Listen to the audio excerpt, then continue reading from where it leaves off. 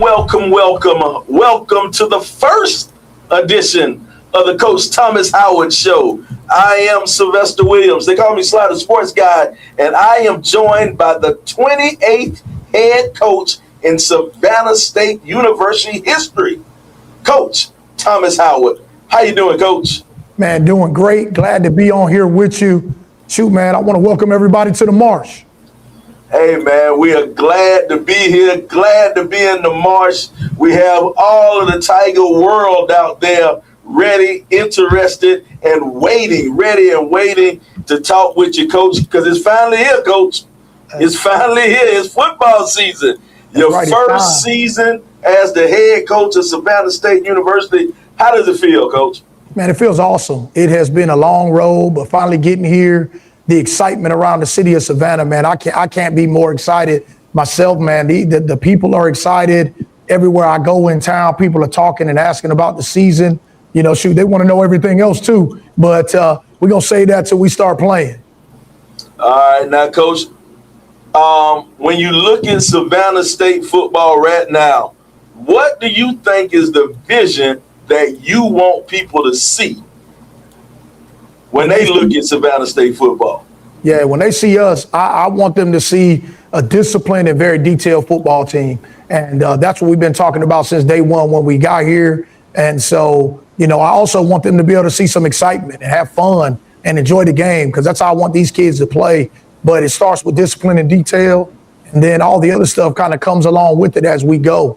But that's how we are going to kind of butter our bread as we get rolling.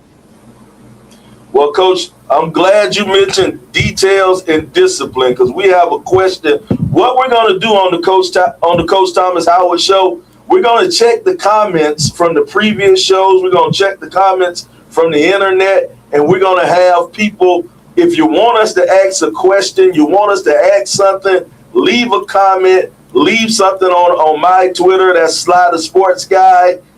Leave something in the YouTube comments, the Facebook comments. Let us know, and we'll ask you a question. The first thing we have from T-Rock 1. T-Rock 1, he says, you have talked about discipline, details, fundamentals, and technique. How important are those four things as you begin building this program? I think that's the building blocks for a quality football player, I think. And so that's why we talked about that, the discipline and details, but the fundamentals and techniques are what's going to carry you through when you get tired, when guys are at the end of the game and we got to finish, or even when you play against a team that may be a little bit better than you on paper, but you play with better fundamentals and techniques, and now you can pull out the game at the end of the game. So that's why we're going to build it on that. We're going to shock some people with that, just because our guys are going to be ready to play at the end of the game. All right, now, Coach, for those who don't know, this is your first year here at Savannah State, so we want to give a little bit of your background, who you are. You know, you're a young man from Riverdale, Georgia, went to Riverdale High, if I'm correct, and then you played, I said no question. There you go. Then you played defensive back at Morehouse. You were a two-time team captain. You graduated cum laude in 2003, so you're kind of smart. You know, your coaching journey, you included stops at Allen University, Slippery Rock, Lincoln University of Missouri, Findlay, North Carolina A&T, South Carolina State, Alabama A&M, Fayetteville State. Now, that was kind of your journey getting here. Now, if you could take us back to your playing days at Morehouse, you know, what did playing football and being a team captain teach you about leadership, Coach? Oh, man, it was big. I think, you know, the crazy thing is when I got to Morehouse, they were coming off an 0-10 season when I was going in my freshman year. And so we had a really, really young team, and we had to build as we went. We finished 2-8 my freshman year, and in my junior year, we went 7-3. And it was a lot of it with the young guys on the team that we worked together, and it was like, hey, man, we're not going to keep taking L's, and we just worked our butts off to get better. And it's crazy, becoming a team captain, one of the guys that I looked up to on our team was actually one of the guys that was like, hey, this is our defensive leader. This is a guy that should be a captain. So I got that opportunity as a junior, and it was just me being who I was as a football player and playing hard and playing with max effort and all of that stuff. I wasn't blessed with all the speed and the size and all of that great stuff, but I knew I could play hard. And so that was something that guys started to follow. And then again, you talked about, being cum laude. I guess that allowed them to think, well, hey, now we got a young dog we can throw up that when we need somebody to talk, we'll make him do it. And so it kind of allowed me to step out into the forefront and show some of that leadership that I had. All right, now, Coach, you started your coaching career at Allen University. Now, this is the early 2000s. Allen tried to restart their football program. It was a tough time. Full disclosure, that's where I first met Coach. I was on his staff. I was my first and only coaching experience. I coached up under Coach Howard. How did those early days coaching at Allen kind of shape you, Coach?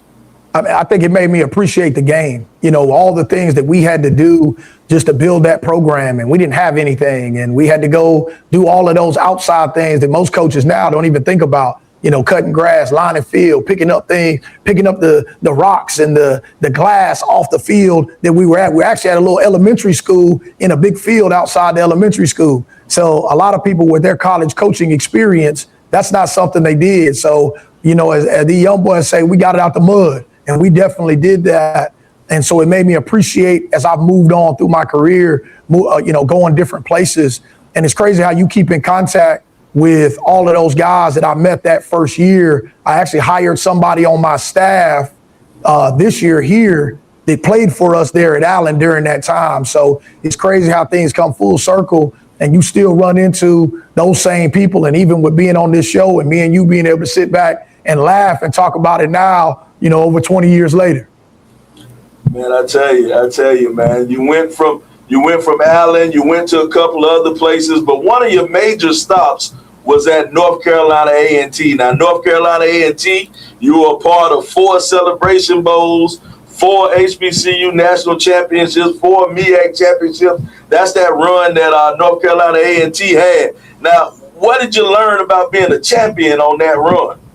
Man, it started with Rod Broadway and just the way that he went about business and how he demanded so much out of us as coaches. And I think that's something that has carried me a long way even after. And I learned from some great coaches coming up, but just the way he went about business, the demand that he put on not only the players, but the coaches. And he challenged us as coaches every day to get better, asking why we're doing it a certain way. What is the purpose of this? How can you get your players better? And it's funny because he stood over you at practice while you're doing your drills. And after you finish up, you thinking, man, did I do a good job? Or, what did Coach Broadway think about it? And it probably took me about 3 years before I realized Coach Broadway thought I was a pretty decent coach. So, it made me feel better. And then from there, going in with Coach Washington and just his demand for the things that he wanted and his expectations and wanting excellence. And so learning from those two gentlemen during that time, and then to go along with all the other great coaches that I worked with while I was there. Trey Oliver was there when I first got there. Sean Gibbs was there. I actually coached Denzel Jones, that is the defensive coordinator at A&T now. Courtney Cord was there with me. Ron Mattis. So it was some really, really good coaches. Chip Hester, who's a head coach in North Carolina now. So a lot of guys that have gone on to move on and do great things. So I'm just blessed I'm able to carry some of that, some of those things we learned while we were there at A&T, and, the success we had winning championships. You can't beat it. That's when it's fun. And even, when you go into the Celebration Bowl and getting a chance to compete against the best and play on a national stage, that was something I really enjoyed. And I think our whole staff enjoyed being able to go do that. That's awesome. Now, Coach, your next couple of stops, you were at South Carolina State, you're at Alabama A&M, Fayetteville State. All those stops, you were a defensive coordinator. Now, what did those stops kind of add to your coaching philosophy? How did they kind of help your coaching philosophy being the D coordinator at those places? I think the first thing is it allowed me to build my brand as a defensive coordinator and kind of do things a little bit more my way. And, it definitely changed my philosophy because I got to the point where, and it may sound crazy to say, I told the players, hey, man, make it my fault. if we're not doing and executing at a high level, put it on me. And now I can correct those mistakes and the issues that we're having because I know what I need to do. And it allowed the players to just play. And so over the course of that time, we got better. And, it's crazy because I was there for 1 year, one season with those stops. But it was something that allowed me to grow as a coach and challenged me to be better because every year I was having to start all over and teach a new group and get them prepared and make sure that they're ready to go out and execute. So it made me so much better at all three of those places. And then getting to work with great head coaches and, being able to work with Coach Pugh there at South Carolina State and just see how he went about business and the things he demanded from his staff. And then going to Coach Maynard, who is another guy that does a lot of things and really good football coach that won a whole lot of football games, not only as a player, but as a coach. And then Richard Hayes, the success that he's had at Fayetteville State and just seeing how he did it, and is doing it at the Division II level, which led me to coming back to Division II. I think that helped me big time, just being able to transition and find ways to do things that are very creative. Oh man! Now you waited more than 2 decades to be before getting your first head coaching gig. Now that you've gone from coordinator to head coach, what do you think is the biggest difference between being a coordinator and being a head coach? I got to deal with all calls now. So whereas a defensive coordinator, I would look at the head coach and say, "Man, I'm glad that's not me." Well, now it's me. And, I'm excited about it because learning from those great head coaches, I got to see the different ways that they handled it in different situations. When there's things that have to be paid for or there's a situation that happens with the team or something has to be organized, all that stuff goes through me now. So, I've been blessed that I got to do a lot of those behind the scenes things with the different staffs that I've worked on. And so now it's like, man, I got to make that final decision on everything. And so I think I'm prepared for it. We've done a good job so far with the staff that's come in, and it definitely is different. I'm the one that's got the long nights. I think some more of the gray is coming in my beard and in my hair, but it's all fun, and I can't complain about it. All right, now, Coach, you talked a little bit earlier about one of your assistant coaches, and I think what everybody in Tiger Land, they kind of want to know is who all's on your staff. Who are some of the coaches who are helping you out? Coach, when you put this staff together, what were the qualities that you were looking for, Coach? And as I shared with you guys on the sit down, I'm looking for teachers. I'm looking for guys that can do a great job of communicating with young men and prepare them to be great, regardless of the circumstances or anything else. And I think I really was able to do that, getting guys that were technicians at their position, getting guys that know the state of Georgia, in recruiting and this surrounding area. And that was a big thing for me, making sure, hey, I can't recruit everybody in the state. I know a lot of the people in the state, but I can't go out and see everybody. So I got to have guys on my staff that I know can go out and get the job done, in the recruiting aspect, in the classrooms as they're meeting with the young men and challenging those guys academically as well. And so I think I did a good job of it with the guys that we brought in and that I was able to get here to Savannah State.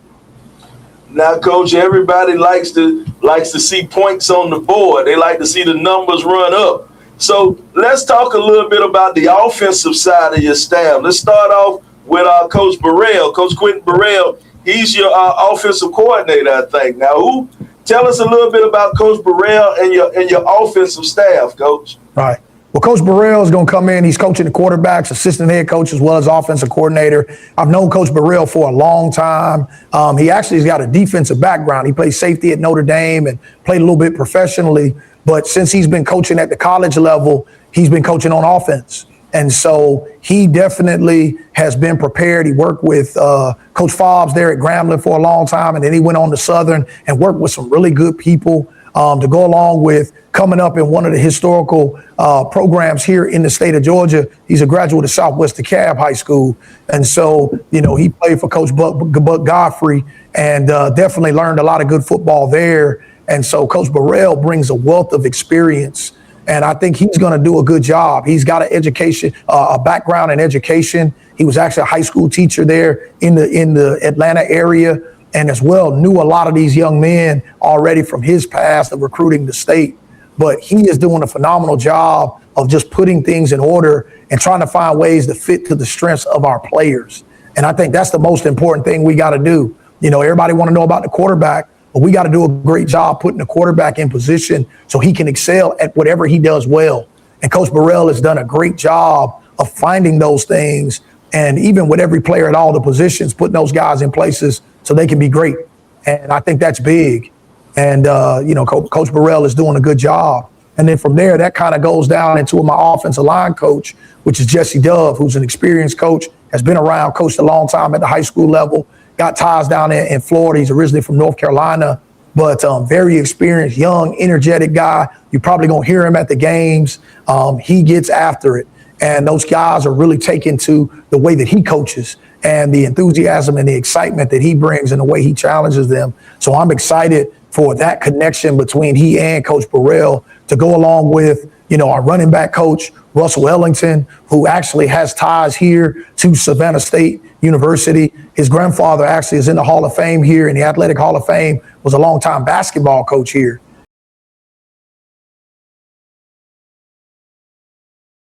And is from the Savannah area, so a lot of people know him. He does a great job in recruiting, but he's got a really, really good group of running backs, and he is on them with everything and making sure those guys are prepared.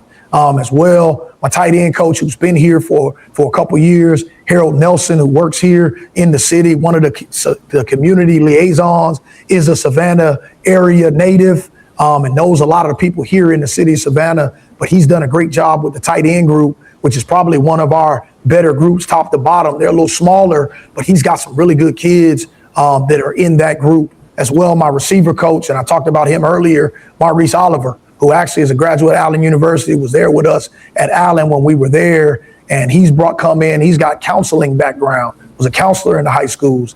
And so he's got over 20 years of coaching experience, coming in here and doing a great job teaching these young men and getting them better on the football field each and every day. To go along with some of the other coaches we got on offense, we got Randall Moss, who's been here for a long time, doing a lot of things. He's going to be one of my offensive assistants. He works with my video crew, but he's doing a great job and having fun flying around, coaching these guys up and getting them better. And it's great to have him on because he can do a little bit of everything, and he knows everybody on campus. So he helps us with all of the little things that are going on.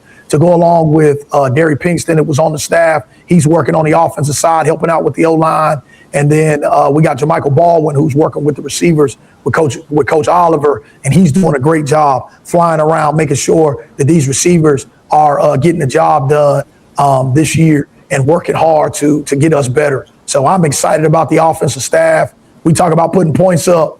I expect them to score 50 every game. But no, they're going to do a good job putting it up. And I think the way they're putting these kids together, I'm excited for what we can do moving forward. All right, now on defense, you have coaches with experience at several different levels.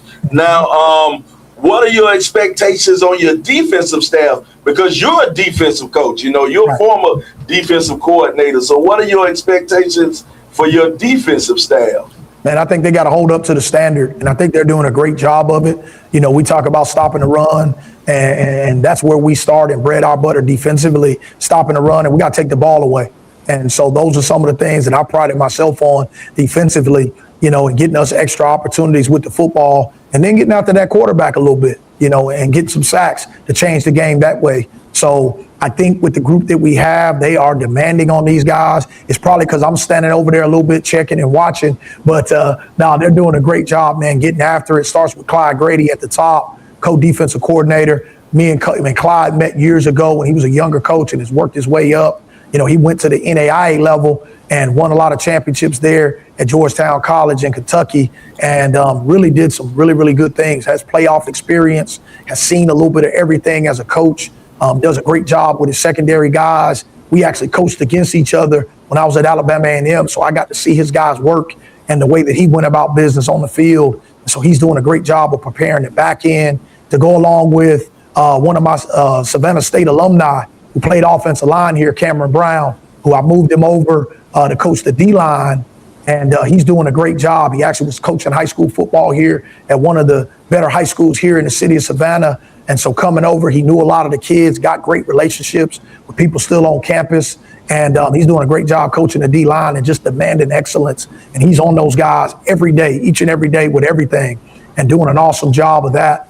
As well with my outside linebackers, I got Reese White, who was actually out at Cal PA, the University of California at Pennsylvania last year coaching, and I got him to come back home to Georgia. His family is from the Savannah area, but he's actually an Atlanta area native, graduated from high school in the Atlanta area, went on to play at Coastal, and now he's here with us and doing a great job with our outside linebackers. I also got one of the guys that's kind of familiar to me, just finished playing for me last year at Fayetteville State, Matthew Leach. And Coach Leach is doing a great job. Young guy, energetic, played linebacker for me, so he knows the standard and what I expect. And he is getting after these guys and getting these guys better. Leach had a chance to play in the Legacy Bowl, and I was able to steal him and get him back over here with me after he finished up. So I'm excited defensively with the guys that we have. And we got some other guys on our staff as well. I got to talk about Matthew Folks, who's our director of football operations. And actually, he is our player development coach, and he's doing a great job with player development coach, helping us with the spiritual end and the mental aspect of building ourselves mentally for the games and for, everything that they got to do on a day-to-day basis. As well, my director of equipment is James Gordon. And Coach Gordon has done a great job coming in, worked with him at North Carolina A&T, and he's got a lot of experience. Has been around, he's retired military, and he's getting the job done.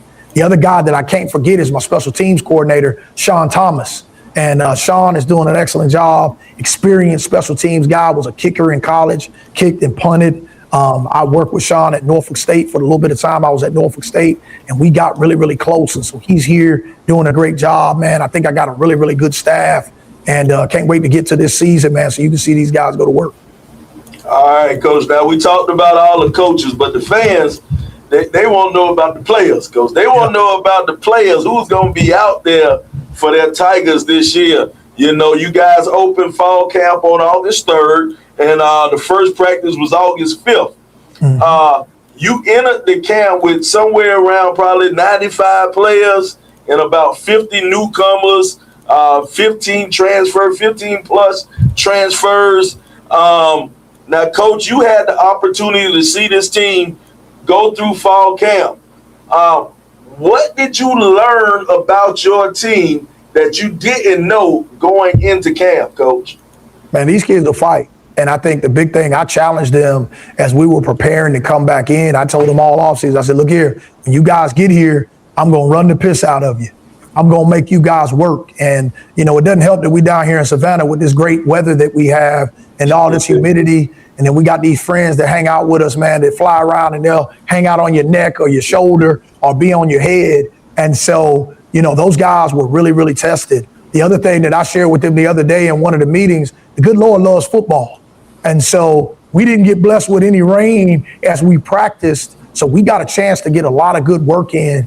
And myself and the rest of the coaching staff, we pushed these guys to the edge so that now when we get to game time, we are good and prepared and ready to go. And so I am excited, and I got to see these kids fight and really get after it to show to me that they're going to be in great shape. And so those are some of the things that I saw right away before anything else. These kids competed and challenged me to give them more, and they stood up to the challenge. All right, now, Coach, you got a large group of newcomers now. How quickly have these newcomers kind of adjusted to your way of thinking? And well, I guess everybody's new to your way of thinking, but how did some of these newcomers, these freshmen and transfers, adjust to Savannah?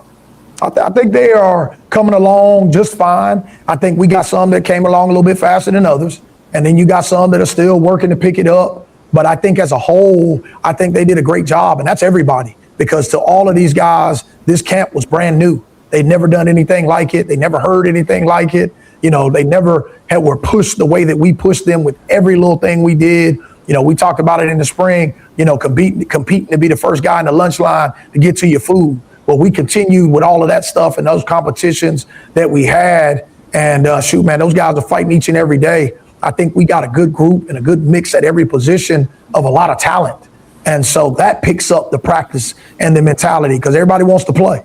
And so, those guys have been fighting in practice to get better. And I think that helped with me as I was competing or pushing these guys to hold up to the standard that we had. Now, let me ask you a question. Now, you talk about competing and your different position groups. What do you think, which position group do you think impressed you the most, Coach? Which position group kind of stood out for you, Coach? Well, I'm going to kind of say it happened in waves. Early on, it was the tight end group. But one of the groups that's really impressed me and gotten better, because it's a large group, is the running backs. And I think we got some different guys back there at running back that can do a little bit of everything. And so I was excited about that group and excited to see the different ways that we can play with those guys on the field, whether some of those guys can flex out and play receiver. Some of them will be in the backfield solely. Some of them you'll even see lined up at tight end positions because of the flexibility we have with that group. And it's going to be fun to see how we're able to use them, man. So those are some of the guys that you guys will see and be like, man, they put those guys everywhere and just let them go. Now, Coach, we talked about your backs, but a lot of the conversation, especially the past few years about Savannah State, has been that signal caller, that quarterback. Now, that's one of the major position battles that you have coming into camp.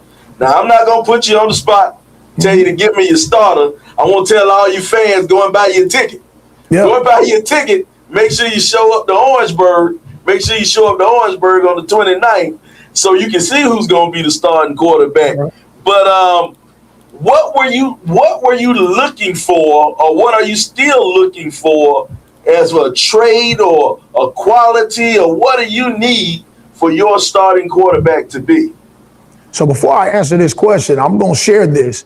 I've listened to Sly with so many things that he's been talking about, and the number one thing that he talks about with Savannah State football is who's going to be the trigger man and what are they going to do at quarterback. So I'm going to hit that first, and then I'm going to share with you guys the big thing that I'm looking for is somebody that can run the offense and command what we're doing and be a leader. Somebody who is not going to make mistakes. We can't give the ball away. Somebody that's going to be able to protect the football, put us in the right situations so we can be successful. He ain't got to be a world beater, but he's got to take the things that the opponent is giving to him and be very, very successful in doing so. And I think that the things that Coach Burrell is doing is allowing these young men to really be able to show some good things and put them in great position to make us successful on offense. So that's why I say they got to score 50 points a game now. Come on. I like that. I like that. Now, Coach, this is a hard one, Coach. Now, if you had to describe this team coming out of fall camp, you had to describe them in 3 words, Coach. You cum laude, so I know you got 3 big words out there now, Coach. If you had to describe this team in 3 words, Coach, how would you describe it? Physical is the first one. Because these kids are very, very physical, and they're not scared to hit anybody. The next one, and I'm saving this for as we get through this season, we're going to be battle tested now. And so I truly believe that. We're going to be physical, we're going to be battle tested, and again, we're going to play with discipline. Discipline. I like that, Coach. I like that. Now, Coach, kind of leading into that, you got something very interesting. A lot of these teams, they have team logos or team sayings, team mottos. Well, you have something that you wanted to implement, and that's team. You wanted to implement team as your team logo or your team motto. Can you tell us a little bit about team? Yeah, team is something that, looking at what we needed to do going into this season, and it's something that do with what had been going on over the course of the last some odd years here at Savannah State. And I said, we got to start with team. And so just breaking that down and kind of the way we broke it down, the T in team is trust. We got to be able to trust each other. We got to be able to, believe that my teammate is going to do everything that we asking him to do. And I trust he's going to be and have my back when I need it. The E is execution. We got to be able to execute at a high level. And in order to change the fortunes that we've had here at Savannah State, everybody has to be focused in on executing at their high level and making sure they can go out and get the job done. The A is accountability. And, that accountability is being accountable to myself, but also to my teammates and holding my teammates accountable and to the standards. And so those are some of the things that we talked about with that. The last one, the M, is mindset. And I think the first part of the mindset we got to have is a winning mindset. And so we talked about putting ourselves in position where we're thinking about winning at all things that we do. And so that's how we've been breaking a lot of things. When we run, we say win. When we stretch, we say win. And it's something, so that is in my mind. It's a mindset. And then to go along with that, that leads to a championship mindset. And that's what we want to do, win championships. And in order to do it, you got to think that way. So we kind of built it on that. That's where it came from for me. And the guys are buying into it. We got a little thing that we say, but we go through it, and those guys know it and taking pride in it and saying it with pride and making sure they know it means something. And I think it's going to pay off for us in the long run.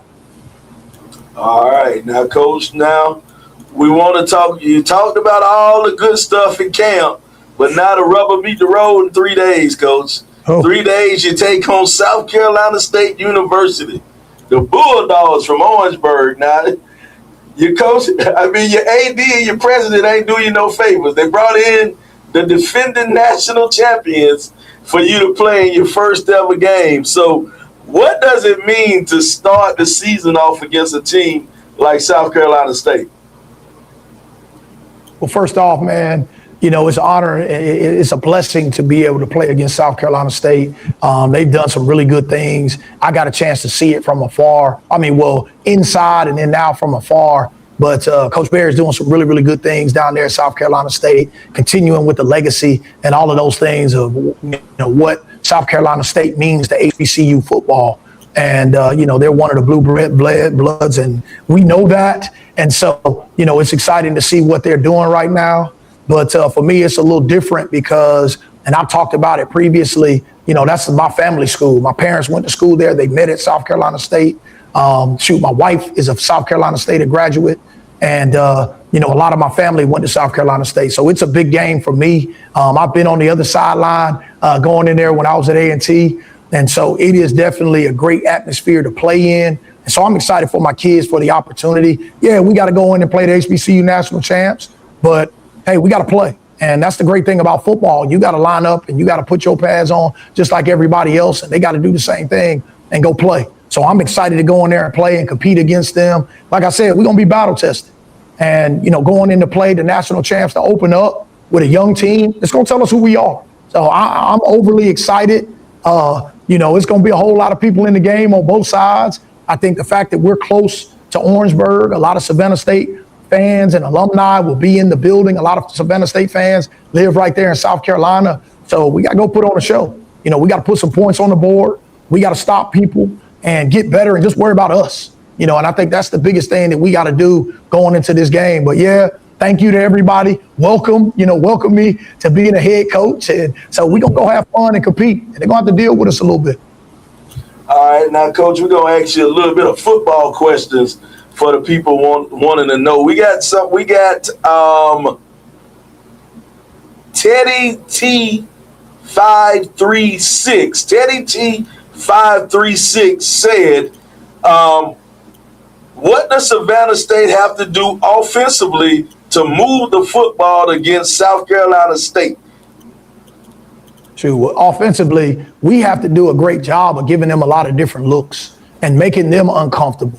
And, I think that's how we move the football. I think we have to play to our strengths. We can't play to what South Carolina State does and their strengths. We got to play to our strengths with our kids, and understanding that I think is big. And yeah, they're big and physical up front. They got linebackers that run all over the place. I coach those guys, so I know a lot of the guys over there. In the secondary, they're very athletic and physical. So, we got to match their physicality. And I think that's where it's going to start for us. We got to go in and tell those guys, hey, we ain't scared of you. We're going to line up and fight with you just like you guys are going to fight with us. And that's going to allow us to open some things up. And then we got to hit them with some different looks and from different angles.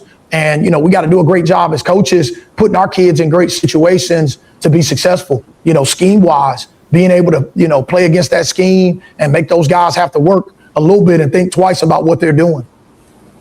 All right. Now we got another question from PX325. All right, we got to get some real names out here, Coach. But PX325 wants to know defensively, What must the Tigers do to slow down the Bulldogs? Man, we got to be opportunistic. That's where it starts. We got to take the ball away. And I think that's some of the things that steals some possessions and gets us the ball back. You know, we got to be able to stop the run, man. And I think that's a big thing. They got some big downhill backs. Josh Shaw is one of the big backs they got. And I know him there. He was a freshman when I was at South Carolina State, and he's doing some really good things. You know, Tyler Smith, another speed running back they got, has got some good speed, and he can really get downhill and do the thing. So we got to do a great job of playing great opportunistic football, but also just doing what we do and doing it well, because they got a good football team, man. You know, yeah, they're going to be bringing in a new quarterback, just like, you know, we are going to have a different quarterback. And so, shoot, we got to figure that thing out, man, and see what that quarterback that they play with, what are his strengths, so we can go attack it. And, you know, we got to take the ball away. You know, can't let them run the football, and we can't give up the explosives. I think that's going to be a big part of it for us, keeping those guys and slowing that game down so they can't just get up and try to run up and down the field on us. All right, now, Coach, we're going to need a quick hitter right here, Coach, a quick hitter. We need, what are your 3 biggest keys to winning this football game, Coach? Give me 3 of them, Coach. You need 3? 3 biggest keys to winning this game. We got to stop the run. We got to protect the football. We got to win the kicking game. And that's it. We have to do those things. There you go. There you go. Now, Coach, let's kind of move on from the game. You know, you talked about getting the Savannah State alumni and the Savannah community back involved with the football program. Why is that so important, Coach? Man, I think that first off, we got to be able to put butts in the seats. And then I think the other thing is allowing people to see us and be welcome to come over here to Savannah State. And that's something that we try to do, going out in the community and doing different things and being seen and allowing people to come up and touch us, because sometimes, you know, people don't feel comfortable being around you because you don't welcome them in. And so, you know, we're trying to raise money and do all those things. But sometimes it's just saying, hey, how you doing? Come on over and see what we got going on and let you make the decision. And so that's what we're working to do. Trying to build a lot of bridges with people here in the Savannah and the Savannah community, because I think that that's important. First, we got to take care of home first, and we got to make people here in Savannah feel comfortable with us, so that now, as we reach out further, we get more people in, and that's a big part of it. So that's what we're working to do. All right, now, Coach, what do you want the relationship between Savannah State football and the Savannah State community to look like? Man, it's got to be a very open and warm community experience for all sides. And I think that's what we're working to do as we work to build. And I think, you know, as we win football games, that's going to help too, because now people are going to want to come to see, hey man, what is that coach doing? He do a whole lot of talking, but are they putting it on the field? And so that's going to bring even more people in that may still be on the fence with if they want to come and see what we're doing at Savannah State.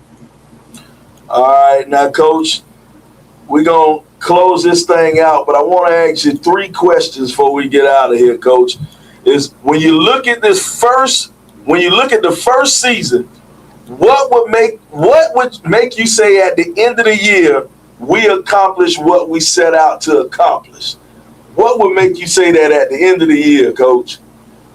I think as we go through this season, if we finish each and every game, and I think that's one of the big things that has happened in the past, where we've been close, but we ain't finished the game. So that's some of the things, you know, regardless of everything else that's going on, at the end of that game, we got to finish, man. And I think that's a big part of it that we got to do each and every week. And that's going to allow us to see that improvement. And I think that's where it starts for us. And as a coaching staff, what we've been, you know, pushing and fighting with for these young men to understand, we got to finish. All right, now, another question about Saturday. What is your message to the Savannah State players as they prepare to walk into Oliver C. Dawson Stadium? To enjoy the experience and then go have fun playing. And I think, you know, it's nothing like playing in Oliver C. Dawson Stadium. It is a lot of excitement. The band's going to be rocking. The fans are going to be on top of you. But the cool thing is we're going to have a whole lot of Savannah people in there too. So enjoy the experience and go have fun. That's why you play the game. And so that's what we've been talking about. And I've been saying to these young men the whole time, hey man, you play this game because it's fun and you can go get after it and have fun each and every play with your brothers. So that's what I'm, you know, pushing to these young men to understand. All right, Coach. And now, finally, what is your message to Tiger Nation, Coach? Oh man, come out and support us. Let's have a great year. Get your season tickets and come on and see us play. It is going to be a different brand of football. It's going to be a whole lot of excitement. We are not trying to do anything like you've seen before. We want to make you guys excited about Savannah State, University, as well as Savannah State football program. I know we've been down for a long time, but we can't go nowhere but up. And so what we're trying to do is bring you back, welcome you, former football players, all the alumni. Come and see us and see what we're doing down here on the march. All right. Well, we love it. We love it. He's Coach Thomas Howard. We appreciate you for joining us here on the Coach Thomas Howard Show. We want to let all you Tigers know that we open the season Saturday, August 29th, Orangeburg, South Carolina at 6 p.m. at Oliver C. Dawson Stadium. We take on the South Carolina State Bulldogs. We need everybody out there. We need blue and orange to fill up Oliver C. Dawson Stadium. We need everybody out there to support Coach Howard and his Savannah State Tigers.